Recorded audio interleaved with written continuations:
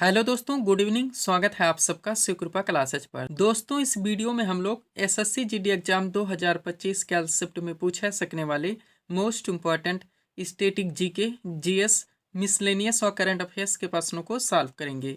दोस्तों, आपके एग्जाम्स में स्टैटिक जीके, जीएस, मिसलेनियस और करंट अफेयर्स के जितने भी टॉपिक्स से क्वेश्चंस पूछे जाने हैं, उन सभी टॉपिक्स को कलेक्ट करके टू जेड एक एक क्वेश्चन व एक एक फैक्ट चुन चुन के डाला गया है।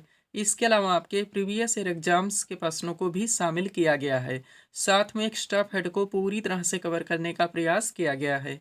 तो दोस्तों, आप लोग इन्हें कॉन्सेंट्रेट होकर सॉल्व करें। क्वेश्चंस कम सॉल्व होने पर पुनः प्रश्नों का रिवीजन करें, ताकि एसएससी जीडी एग्जाम 2025 में आप लोग स्टैटिक जीके, जीएस, मिसलेनियस और करंट अफेयर्स के टॉपिक से अच्छा स्कोर कर सकें।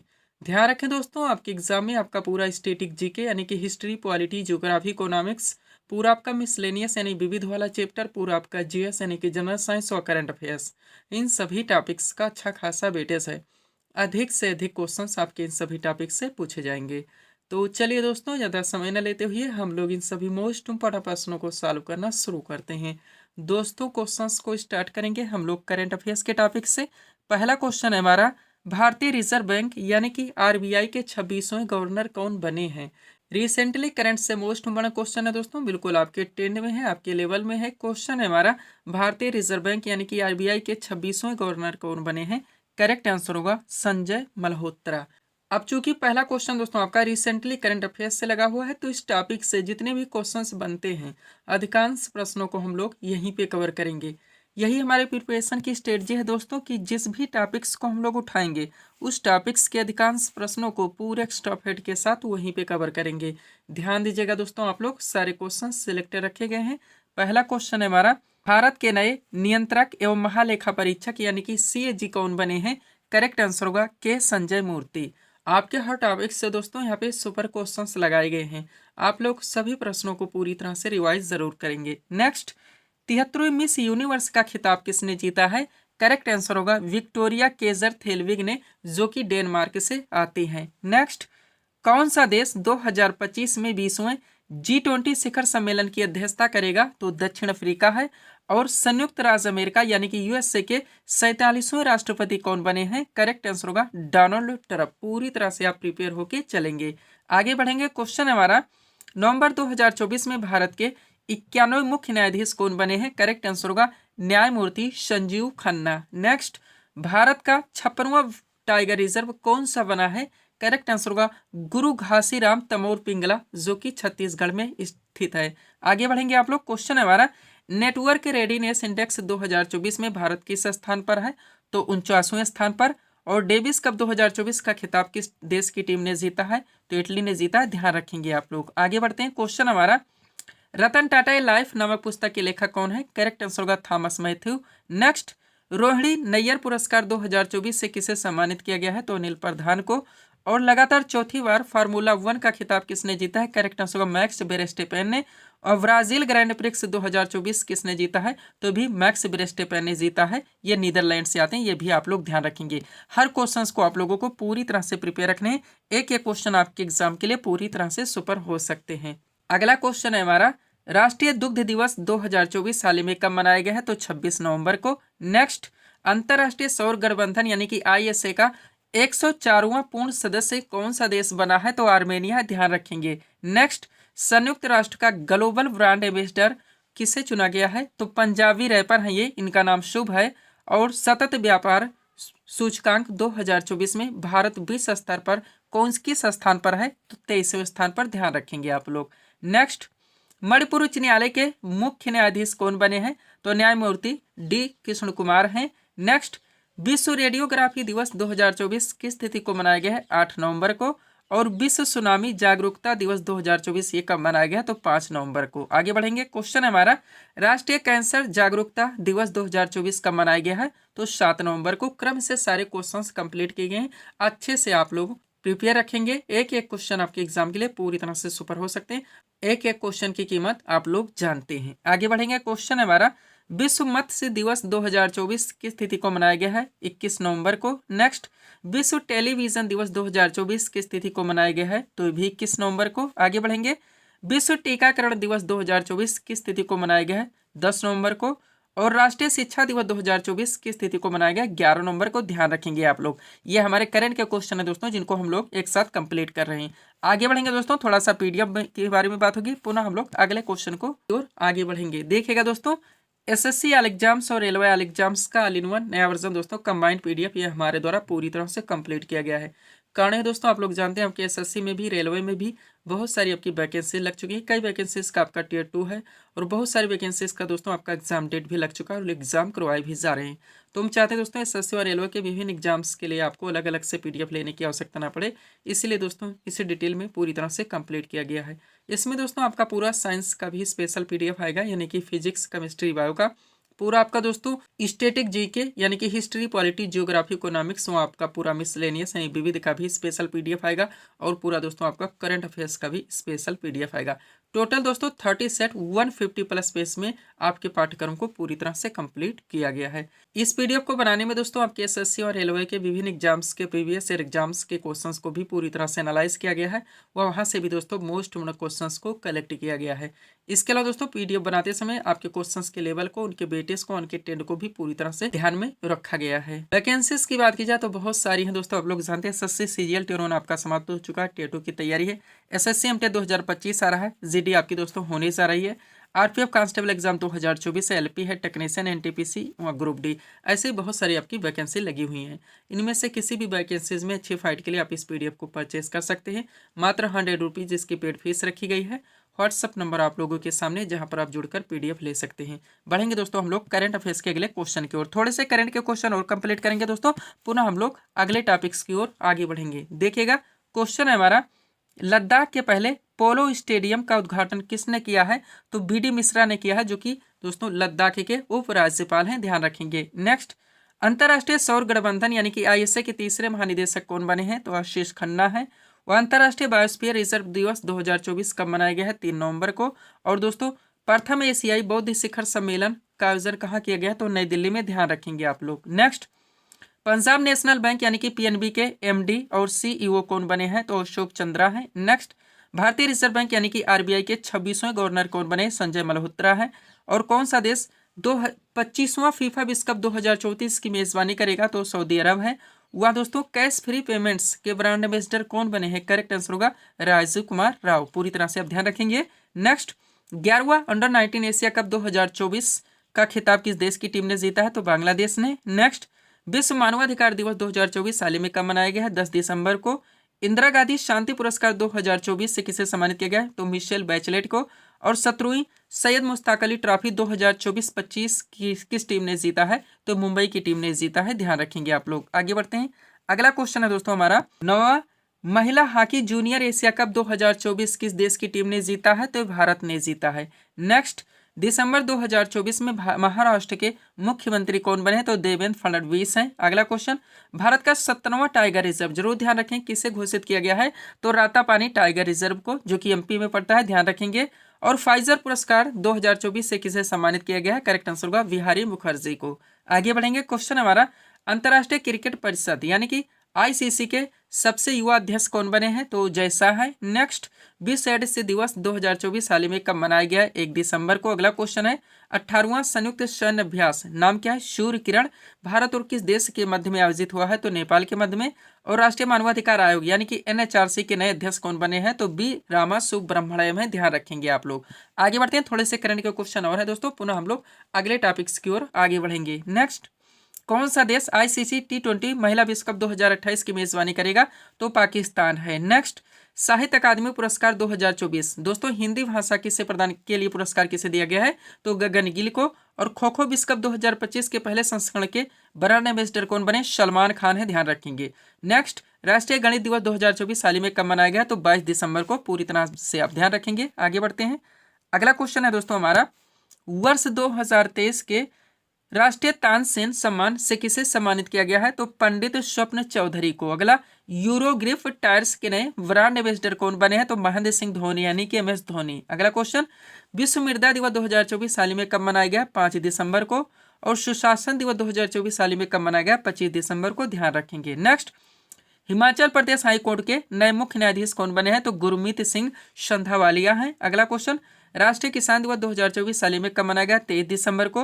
अंतर्राष्ट्रीय प्रवासी दिवस 2024 साल में कब मनाया गया? तो 18 दिसंबर को। नेक्स्ट, एशियाई क्रिकेट परिषद यानी कि ACC के अध्यक्ष कौन बने हैं? तो शम्मी सिलवा है, ध्यान रखेंगे। नेक्स्ट, दिसंबर 2024 में अंतर्राष्ट्रीय गीता महोत्सव का उद्घाटन कहाँ हुआ? तो कुरुक्षेत्र हरियाणा में। अगला, केंद्रीय रिजर्व पुलिस बल यानी कि CRPF के नए महानिदेशक कौन बने हैं? तो बीतुल कुमार हैं। अगला क्वेश्चन, राष्ट्रीय उपभोक्ता दिवस 2024 हाल में कब मनाया गया? 24 दिसंबर को। और विश्व ध्यान दिवस 2024 हाल में कब मनाया गया? 21 दिसंबर को, ध्यान रखेंगे। ये हमारे करंट का क्वेश्चन थे दोस्तों, जिनको हम लोगों ने एक साथ कंप्लीट किए हैं। बढ़ेंगे दोस्तों हम लोग अगले टॉपिक्स की ओर। अगला क्वेश्चन दोस्तों हमारे सामने है, देखेंगे किस टॉपिक से रखा गया है। क्वेश्चन है हमारा, हड़प्पा कालीन स्थल लोथल किस नदी के तट पर स्थित था? करेक्ट आंसर होगा भोगवा नदी के तट पर। क्वेश्चन का टॉपिक क्या है दोस्तों? हड़प्पा कालीन जितने भी स्थल है दोस्तों, कंटिन्यू आपके एग्जाम से क्वेश्चंस बनते हैं कि ये किस नदी के तट पर स्थित थे। तो यहाँ पर दोस्तों हड़प्पा कालीन जितने भी स्थल हैं उनके संबंधित नदी तट के साथ साथ दोस्तों हड़प्पा कालीन स्थल के उत्खनन करता यानी खोज करता हुआ उनकी खोज कब हुई थी। यानी दोस्तों इस टॉपिक को पूरी तरह से कंप्लीट करके परफेक्ट सीट आपके सामने लगा दी गई है। अच्छे से आप लोगों को प्रिपेयर करके चलने हैं। चलिए शुरू करते हैं हम लोग। क्वेश्चन था हमारा, हड़प्पा कालीन स्थल लोथल किस नदी के तट पर स्थित था? करेक्ट आंसर होगा भोगवा नदी के तट पर। क्वेश्चन का टॉपिक है हमारा दोस्तों, हड़प्पा कालीन जितने भी स्थल हैं उनके उत्खनन करता यानी खोज करता, खोज कब हुई थी और वो किस नदी के तट पर स्थित थे। अब चलिए दोस्तों इस सीट को थोड़ा सा अपने सामने करते हैं। देखिएगा सबसे पहले हड़प्पा कालीन जितने भी स्थल हैं उनके नाम दिए गए हैं, उत्खनन करता यानी खोजकर्ता के नाम, खोज कब हुई थी और संबंधित नदी तट। बात की जाए दोस्तों हड़प्पा सभ्यता की, तो इसकी खोज दयाराम साहनी और माधव स्वरूप वत्स के द्वारा की गई थी 1921 ईस्वी में।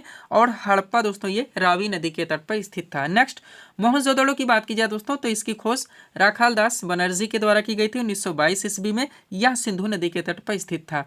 और इसी के साथ देखेंगे दोस्तों चन्हूदड़ो, जिसकी खोज NG मजूमदार के द्वारा की गई थी 1931 ईस्वी में। यह भी सिंधु नदी के तट पर स्थित है, ध्यान रखेंगे आप लोग। अगला दोस्तों रंगपुर, जो जिसकी खोज रंगनाथ राव के द्वारा की गई थी 1953 से लेकर 54 ईस्वी के बीच में। यह मादर नदी के तट पर स्थित था। रोपड़ की बात कीजिए दोस्तों, इसकी खोज यज्ञदत्त शर्मा के द्वारा की गई थी 1953 से लेकर 55 ईस्वी के बीच में। यह सतलज नदी के तट पर स्थित था। आगे बढ़ेंगे, लोथल मोस्ट हुआ दोस्तों, इसकी खोज रंगनाथ राव के द्वारा ही की गई थी 1955 से लेकर 62 ईस्वी के बीच में। यह भोगवा नदी के तट पर स्थित था। और कोट दीजी की बात की जाए दोस्तों तो इसकी खोज फजल अहमद के द्वारा की गई थी 1955 ईस्वी में। ये भी सिंधु नदी के तट पर स्थित है। पूरी तरह से हर कंटेंट को दोस्तों आपको अच्छे से प्रिपेयर करके चलने हैं। अगला है दोस्तों आपका आलमगीरपुर, जिसकी खोज यज्ञदत्त शर्मा के द्वारा की गई थी 1958 ईस्वी में। यह हिंडन नदी के तट पर स्थित था। कालीबंगा की बात की जाए, इसकी खोज दोस्तों बीबी लाल एवं BK थापर के द्वारा की गई थी 1961 ईस्वी में। यह घग्गर नदी के तट पर स्थित था। धौलावीरा की बात की जाए दोस्तों, इसकी खोज JP जोशी के द्वारा की गई थी 1967 से लेकर 68 ईस्वी के बीच में। यह मासर एवं मनहर नदियों के संगम पर स्थित था। बनावली की बात की जाए, इसकी खोज रविंद्र सिंह बिष्ट के द्वारा की गई थी 1973 से लेकर 74 ईस्वी के बीच में। सरस्वती नदी के तट पर स्थित था। पूरी तरह से आप कंप्लीट रखेंगे। हम आपको बताना चाहेंगे दोस्तों, जो भी टॉपिक्स जहाँ पे हमारे द्वारा उठा लिए जाते हैं उनको वहीं पे हर ट्रेंड से पूरी तरह से कंप्लीट कर दिया जाता है। इसके लिए मुझे कितने भी बुक्स से मटेरियल का कलेक्शन क्यों ना करना पड़े, वो हर टॉपिक्स दोस्तों आपके पूरे पाठ्यक्रम को प्रिपेयर करके आपके PDF में पूरी तरह से कंप्लीट कर दिए गए हैं, जहाँ जहाँ से आपके एग्जाम्स में क्वेश्चंस बनने हैं। आप चलिए दोस्तों इस टॉपिक से रिलेटेड जितने भी और कंटेंट निकलते हैं इंपॉर्टेंट पॉइंट्स के जरिए आप लोग पूरी तरह से कंप्लीट करेंगे। देखिएगा पहला पॉइंट है आपका, पाषाण काल को 3 भागों में बांटा गया है। एक है आपका पुरा पाषाण काल, दूसरा है मध्य पाषाण काल, तीसरा है नवपाषाण काल। नेक्स्ट, पुरा पाषाण काल में मनुष्य की जीविका का मुख्य आधार दोस्तों वो शिकार था। इस काल को आखेटक तथा खाद्य संग्रह काल भी कहा जाता है। नेक्स्ट, लगभग 36,000 ईसा पूर्व में आधुनिक मानव पहली बार अस्तित्व में आए। आधुनिक मानव को होमो सेपियंस भी कहा जाता है। नेक्स्ट, मानव द्वारा प्रथम पालतू पशु कुत्ता था, जिसे मध्य पाषाण काल में पालतू बनाया गया था। आग की जानकारी मानव को पुरा पाषाण काल से ही थी, किंतु इसका दोस्तों प्रयोग नवपाषाण काल में शुरू हुआ। नवपाषाण काल में से मानव ने कृषि कार्य प्रारंभ किया, जिसमें उससे अस्थायी निवास की प्रवृत्ति विकसित हुई। नेक्स्ट, भारत में पाषाणकालीन सभ्यता का अनुसंधान सर्वप्रथम रॉबर्ट ब्रूस फुट ने दोस्तों 1863 ईस्वी में आरंभ किया था। भारत में व्यवस्थित कृषि का पहला साक्ष्य मेहरगढ़ से प्राप्त हुआ। पूरी तरह से आप ध्यान रखेंगे। आगे बढ़ेगा, थोड़े से कंटेंट और है दोस्तों, ताकि टॉपिक आपका अच्छे से कंप्लीट हो सके। क्या है अगला फैक्ट है आपका, बिहार के चिरात नामक नवपाषाणकालीन स्थल से दोस्तों हड्डी के औजार मिले हैं। नेक्स्ट, पाषाण काल के तीनों चरणों का साक्ष्य वो दोस्तों बेलन घाटी इलाहाबाद से प्राप्त हुआ है। नेक्स्ट, चावल की खेती का प्राचीनतम साज कोल्डी हवा इलाहाबाद से ही पाया गया है। पहिए का आविष्कार दोस्तों नवपाषाण काल में हुआ था। भारत में सर्वाधिक संधव स्थल गुजरात में पाए गए हैं। मोहनजोदड़ो का अर्थ दोस्तों मृतकों का टीला होता है। काली मंगा का अर्थ काले रंग की चूड़िया होता है। सिंध घाटी सभ्यता जिसे हड़प्पा सभ्यता कहता है कांस्ययुगीन सभ्यता थी और हड़प्पा सभ्यता का साज मातृसत्तात्मक था। इस टॉपिक को आप लोग यहाँ तक कंप्लीट रखते हैं दोस्तों, तो आपसे इस टॉपिक से रिलेटेड कोई भी क्वेश्चन आपके एग्जाम में आपसे मिस नहीं हो सकते। पीडीएफ के लिए हमारा व्हाट्सअप नंबर लगा हुआ है। बढ़ेंगे दोस्तों हम लोग अगले टॉपिक्स की ओर। अगला क्वेश्चन दोस्तों आपके सामने है, देखेंगे किस टॉपिक से रखा गया है। क्वेश्चन है हमारा सदानीरा किस नदी का प्राचीन नाम था। करेक्ट आंसर होगा गंडक नदी का। क्वेश्चन का टॉपिक क्या दोस्तों, ऋग वैदिक कालीन जितनी भी नदियां दोस्तों उनके प्राचीन नाम एवं आधुनिक नाम। हर ट्रेंड से क्वेश्चंस बनते हैं दोस्तों। प्राचीन नाम दिया था तो आधुनिक नाम पूछा था, आधुनिक नाम दिया था तो प्राचीन नाम पूछा था। तो कंप्लीट सीट आपके सामने लगी हुई है, अच्छे से दोस्तों आपको प्रिपेयर करके चलने हैं। चलिए शुरू करते हैं हम लोग। क्वेश्चन था हमारा सदानीरा किस नदी का प्राचीन नाम था। करेक्ट आंसर होगा गंडक नदी का। क्वेश्चन का टॉपिक हमारा ऋग वैदिक कालीन जितनी भी नदियां उनके प्राचीन और आधुनिक नाम। चलिए देखेगा, एक तरफ प्राचीन नाम देंगे, दूसरी तरफ आधुनिक नाम। कुभी की बात की जाए दोस्तों तो एक कुर्रम नदी का प्राचीन नाम है। प्राचीन से आधुनिक आना चाहिए आपको और आधुनिक से दोस्तों प्राचीन आना चाहिए। सब कुछ आपकी पीडीएफ में पूरी तरह से मेंशन है। वो हर टॉपिक्स दोस्तों हमारे द्वारा पूरी तरह से कंप्लीट कर लिए गए जहां जहां से आपके एग्जाम्स में क्वेश्चन बनने हैं। अगला दोस्तों वितस्ता जो कि झेलम नदी का प्राचीन नाम है। अब इसको पलट दीजिए दोस्तों। प्रोसुणी क्या है, ये रावी नदी का प्राचीन नाम है। विपाशा का आधुनिक नाम दोस्तों व्यास नदी है। ऐसे भी आप लोग कह सकते हैं। दोनों ट्रेंड से आप लोगों को प्रिपेयर करके चलने हैं। आगे बढ़ेगा दोस्तों। अगला क्या है, दृश्यद्योति जो कि घग्गर नदी का प्राचीन नाम है। स्वास्थ्य दोस्तों ये स्वात नदी का प्राचीन नाम है। कुभा काबुल नदी का प्राचीन नाम है। अस्कनी दोस्तों ये चिनाब नदी का प्राचीन नाम है। सतुद्री दोस्तों सतलुज नदी का प्राचीन नाम है। सदानीरा गंडक नदी का प्राचीन नाम है। और गोमती दोस्तों ये गोमल नदी का प्राचीन नाम है। ध्यान रखेंगे आप लोग। थोड़े से कंटेंट और यहाँ से कंप्लीट कीजिए दोस्तों ताकि टॉपिक आपका अच्छे से कंप्लीट हो सके। देखिएगा इंपॉर्टेंट पॉइंट है हमारा। पहला पॉइंट, वैदिक काल का विभाजन दो भागों में किया गया। ध्यान रखेंगे, एक है आपका ऋग वैदिक काल, एक है आपका उत्तर वैदिक काल। ऋग वैदिक काल के समय की बात की जाए तो 1500 से लेकर 1000 ईसा पूर्व। उत्तर वैदिक काल के समय की बात की जाए तो 1000 से लेकर 600 ईसा पूर्व। नेक्स्ट, मैक्स मुलर ने आर्यों का मूल निवास स्थान दोस्तों मध्य एशिया को माना है। नेक्स्ट, भारत में सर्वप्रथम सप्त सिंधु क्षेत्र में बसे यह क्षेत्र आधुनिक पंजाब तथा उसके आसपास का क्षेत्र था। ऋग्वेद काल के देवताओं में सर्वाधिक महत्व दोस्तों इंद्र को माना जाता है। उत्तर वैदिक काल के देवताओं में सर्वाधिक महत्व प्रजापति ब्रह्मा को मनाता है। इतने भी क्वेश्चंस और आप यहाँ से कंप्लीट रखेंगे। पीडीएफ के लिए हमारा व्हाट्सअप नंबर लगा हुआ है। बढ़ेंगे दोस्तों हम लोग अगले टॉपिक्स की ओर। अगला क्वेश्चन दोस्तों आपके सामने, देखेंगे किस टॉपिक से रखा गया। क्वेश्चन है हमारा बंगाल का प्रथम गवर्नर कौन था। करेक्ट आंसर होगा लॉर्ड क्लाइव। क्वेश्चन का टॉपिक क्या दोस्तों, भारत के जितने भी गवर्नर हैं, गवर्नर जनरल तथा वायसराय, ये आपका दोस्तों हिस्ट्री का भी टॉपिक है। आप लोग जानते हैं मॉडर्न हिस्ट्री का और पॉलिटी का भी टॉपिक है। बहुत सारे क्वेश्चंस दोस्तों यहाँ से आपके एग्जाम्स के लिए पूरी तरह से सुपर निकलते हैं जो कि आपके एग्जाम में कंटिन्यू पूछे जाते हैं। परफेक्ट सेट आपके सामने लगाई गई है। क्रम से आप लोग पूरी तरह से कंप्लीट करके चलेंगे। चलिए शुरू करते हैं हम लोग। क्वेश्चन था हमारा बंगाल का प्रथम गवर्नर कौन था। करेक्ट आंसर होगा लॉर्ड क्लाइव। क्वेश्चन का टॉपिक है भारत के जितने भी गवर्नर, फिर गवर्नर जनरल व वायसराय। ध्यान रखेंगे। चलिए दोस्तों ये इंपॉर्टेंट क्वेश्चंस का कलेक्शन है हमारा, कंसंट्रेट होकर आप लोग सॉल्व करेंगे। पहला क्वेश्चन है बंगाल के प्रथम गवर्नर कौन थे, तो रॉबर्ट क्लाइव। नेक्स्ट, 1765 में बंगाल में द्वैध शासन प्रणाली किसने लागू की थी, रॉबर्ट क्लाइव ने। क्वेश्चन दोस्तों क्रम से डाले गए, ध्यान रखिएगा।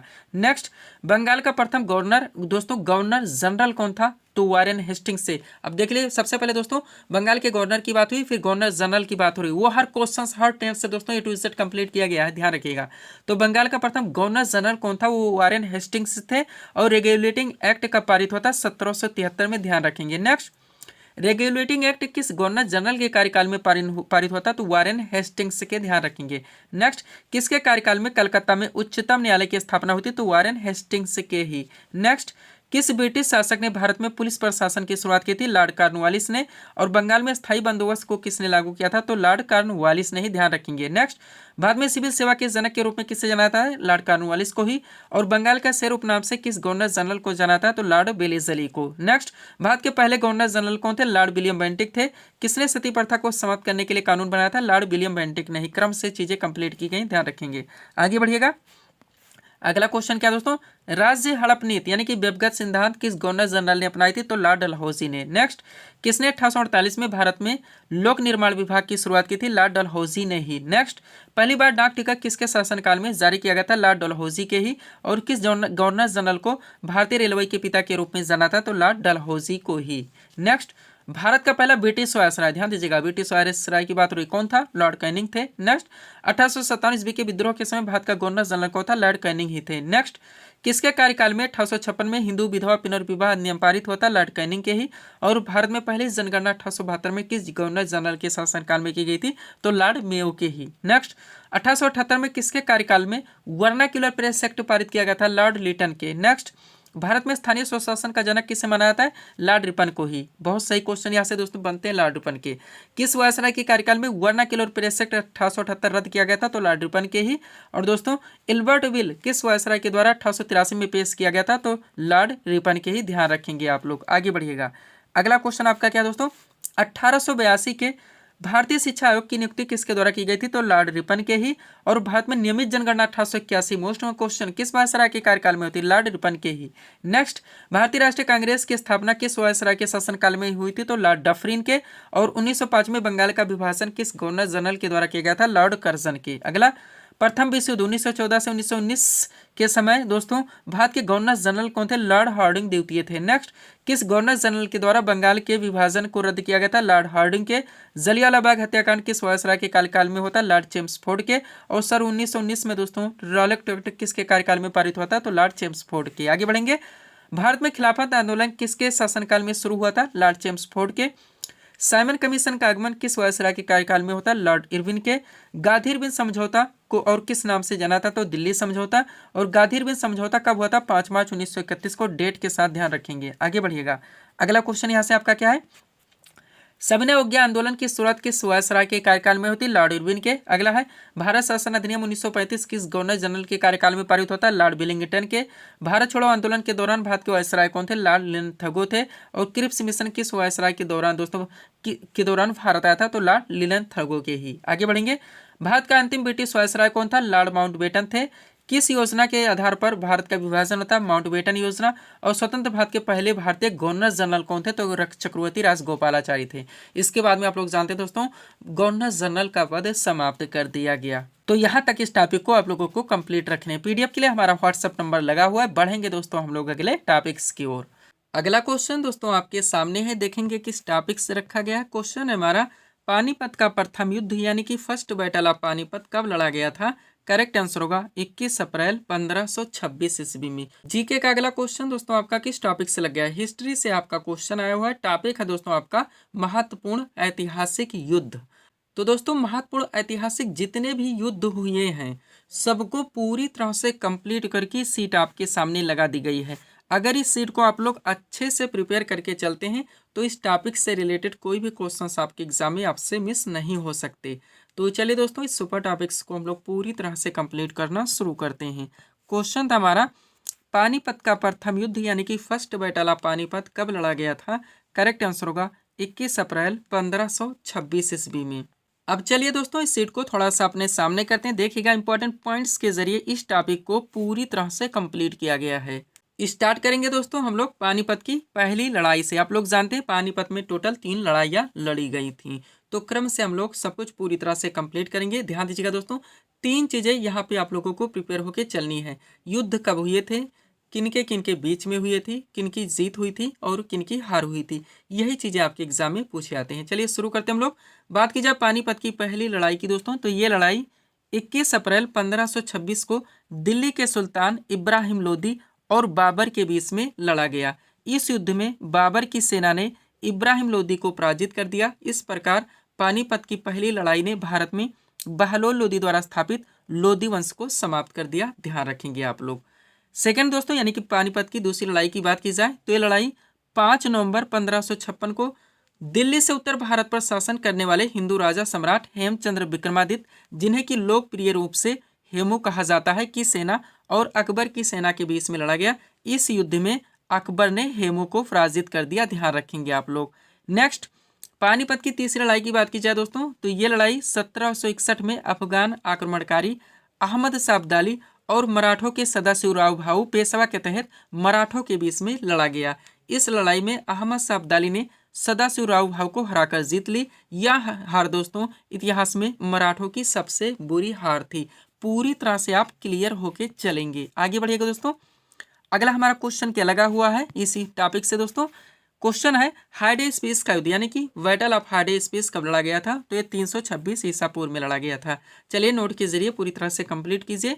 दोस्तों नोट है हमारा, हाइडेस्पिस का युद्ध को झेलम की लड़ाई के रूप में भी जाना जाता है। ये सभी पलट के पूछ ले आता है। यह भारत के पंजाब क्षेत्र, आधुनिक पंजाब जो कि पाकिस्तान में पड़ता है, में झेलम नदी हाइडेस्पिस के तट पर सिकंदर और पंजाब के राजा पोरस के बीच में लड़ा गया। इस युद्ध में सिकंदर की जीत हुई थी, ध्यान रखेंगे आप लोग। आगे बढ़ते हैं। अगला क्या दोस्तों? कलिंग का युद्ध यानी कि वार ऑफ कलिंगा कब लड़ा गया? तो 261 ईसा पूर्व में। मोस्ट क्वेश्चन यहाँ से आपके एग्जाम के लिए निकलते हैं, डायरेक्टली पूछ ले आते हैं। तो दोस्तों ध्यान दीजिएगा, नोट है हमारा, यह युद्ध मौर्य सम्राट अशोक और राजा आनंद पद्मनाभन के बीच में लड़ा गया। इस युद्ध में मौर्य सम्राट अशोक की विजय हुई थी, ध्यान रखेंगे आप लोग। अगला आपका है त्राइन का। चलिए थोड़ा सा सामने करते हैं। त्राइन में भी दोस्तों आप लोग जानते हैं 3 लड़ाइयाँ लड़ी गई थी, क्रम से आप लोग कंप्लीट कीजिए। बात की जाए दोस्तों त्राइन का प्रथम युद्ध यानी कि फर्स्ट बैटल ऑफ त्राइन कब लड़ा गया था? तो 1191 में। नोट देखिए, यह युद्ध मोहम्मद गौरी और पृथ्वीराज चौहान के बीच में लड़ा गया। इस युद्ध में पृथ्वीराज चौहान की विजय हुई थी। नेक्स्ट, त्राइन का द्वितीय युद्ध यानी कि सेकेंड बैटल ऑफ त्राइन कब लड़ा गया? तो 1192 में। नोट देखिए, यह युद्ध भी मोहम्मद गौरी और पृथ्वीराज चौहान के बीच में लड़ा गया। इस युद्ध में मोहम्मद गौरी की विजय हुई थी, यानी कि एक बार वो जीते और एक बार वो जीते। आगे बढ़ेंगे। त्राइन का तृतीय युद्ध यानी कि थर्ड बैटल ऑफ त्राइन कब लड़ा गया था? तो 1215 में। नोट देखिए, यह युद्ध इल्तुतमिश और राजा यल्दुत कुबासा के बीच में लड़ा गया। इस युद्ध में इल्तुतमिश ने विजय प्राप्त की थी, ध्यान रखेंगे आप लोग। आगे बढ़िए। क्वेश्चन क्या है? चंदावर का युद्ध, मोस्ट इंपॉर्टेंट, यानी कि बैटल ऑफ चंदावर कब लड़ा गया था? तो 1194 ईस्वी में। चलिए नोट देखिए दोस्तों, यह युद्ध मोहम्मद गौरी और कन्नौज के राजा जयचंद के बीच में लड़ा गया। इस युद्ध में मोहम्मद गौरी ने विजय प्राप्त की थी। पूरी तरह से आप क्लियर रहेंगे। हम आपको बताना चाहेंगे दोस्तों, आपके पाठ्यक्रम को पूरी तरह से प्रिपेयर करके वो हर टॉपिक्स दोस्तों आपके पीडीएफ में पूरी तरह से कंप्लीट कर दिए गए हैं, जहां जहां से आपके एग्जाम्स में क्वेश्चंस बनने हैं। अगला देखिएगा क्या दोस्तों? खानवा का युद्ध, मोस्ट इंपॉर्टेंट, यानी कि बैटल ऑफ खानवा कब लड़ा गया था? तो 16 मार्च 1527 ईस्वी को। चलिए नोट देखिए, यह युद्ध बाबर और मेवाड़ के राजा राणा सांगा के बीच में लड़ा गया था। इस युद्ध में बाबर ने विजय प्राप्त की थी। नेक्स्ट, घाघरा के युद्ध यानी कि बैटल ऑफ घाघरा कब लड़ा गया था? तो 6 मई 1529 ईस्वी को। नोट देखिए, यह युद्ध बाबर और महमूद लोदी के बीच में लड़ा गया था। इस युद्ध में भी बाबर की विजय हुई थी। नेक्स्ट, चौसा का युद्ध यानी कि बैटल ऑफ चौसा कब लड़ा गया था? तो 26 जून 1539 ईस्वी को। नोट देखिए, यह युद्ध शेरशाह सूरी और हुमायूं के बीच में लड़ा गया। इस युद्ध में शेरशाह सूरी की विजय हुई थी, ध्यान रखेंगे आप लोग। आगे बढ़ते हैं दोस्तों। अगला आपका क्या है?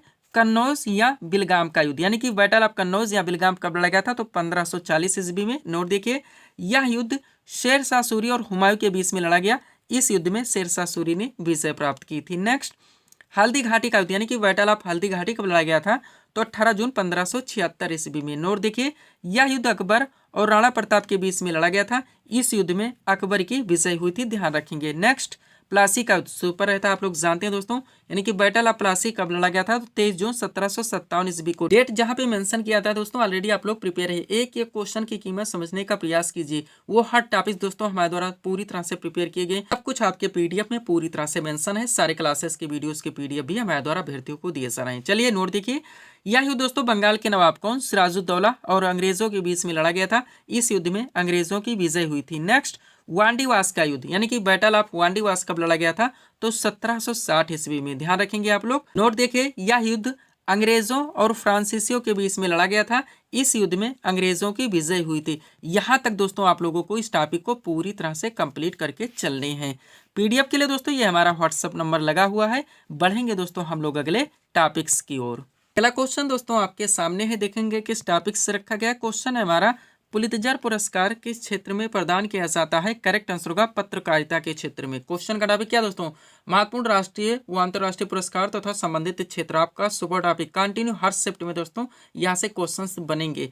तो कंप्लीट सीट आपके सामने लगी हुई है, अच्छे से आप लोगों को प्रिपेयर करके चलने हैं। चलिए शुरू करते हैं हम लोग। क्वेश्चन था हमारा, पुलित्जर पुरस्कार किस क्षेत्र में प्रदान किया जाता है? करेक्ट आंसर होगा पत्रकारिता के क्षेत्र में। क्वेश्चन का टॉपिक क्या है? महत्वपूर्ण राष्ट्रीय अंतर्राष्ट्रीय पुरस्कार व संबंधित क्षेत्र। चलिए सीट को थोड़ा सा अपने सामने करते हैं। अब एक तरफ इसमें दोस्तों विभिन्न पुरस्कारों के नाम दिए गए हैं, दूसरी तरफ संबंधित क्षेत्र के नाम दिए गए हैं। सबसे पहले हम लोग अंतर्राष्ट्रीय लेवल पे जितने भी दोस्तों पुरस्कार सम्मान संबंधित क्षेत्र हैं पूरी तरह से कंप्लीट करेंगे। पुनः आगे भी दोस्तों हम लोग राष्ट्रीय लेवल पर जितने भी पुरस्कार सम्मान और संबंधित क्षेत्र हैं पूरी तरह से कंप्लीट करेंगे। चलिए शुरू करते हैं हम लोग।